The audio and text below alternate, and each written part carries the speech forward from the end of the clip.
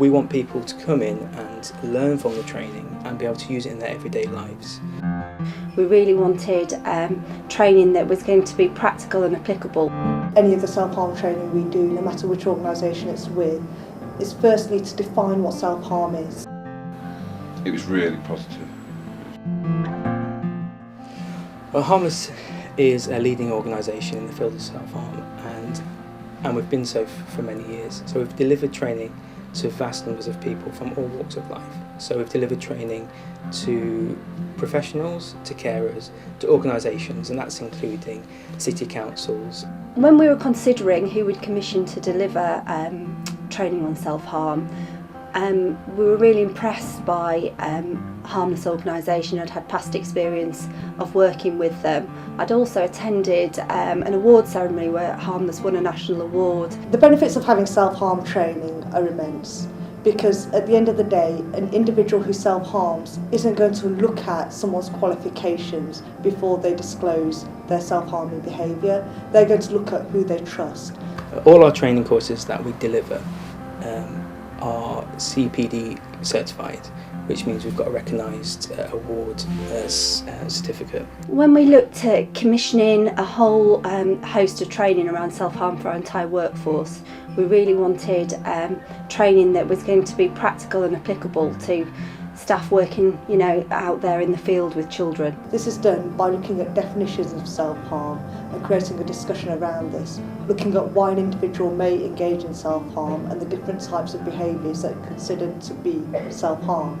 After this, sessions will look at the professional's role and their feelings towards self-harm behaviours, and also their organisation's policies and procedures in relation to self-harm. The training was really beneficial for me to hear people's experiences of using services and then going on to apply that knowledge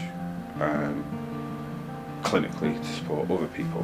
When we looked at the training aims for our self-harm training for our children's services workforce, we really wanted to look at something that was going to be both theoretical and research based, but also really practical. Styles of training that we use at Harmless are those to create an environment that's best suited to enable individuals to learn. For me personally, I think the best way to do that is to engage individuals by creating open discussion.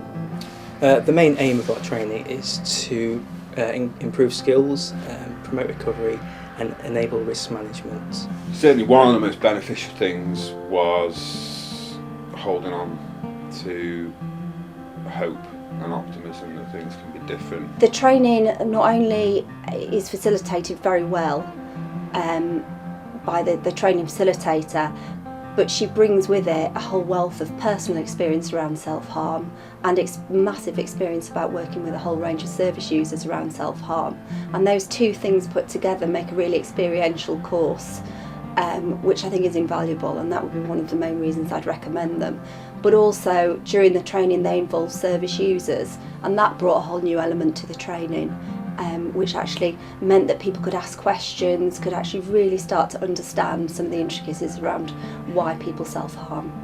I think it speaks for itself when organisations attend a taster session and then ask for a full day's training because they want to gain more knowledge.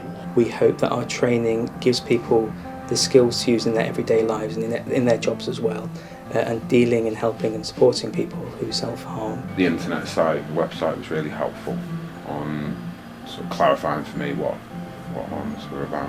To find out more information about the training, or even to book the training, they can either go on our website, which is www.harmless.org.uk, or they can email training@harmless.org.uk.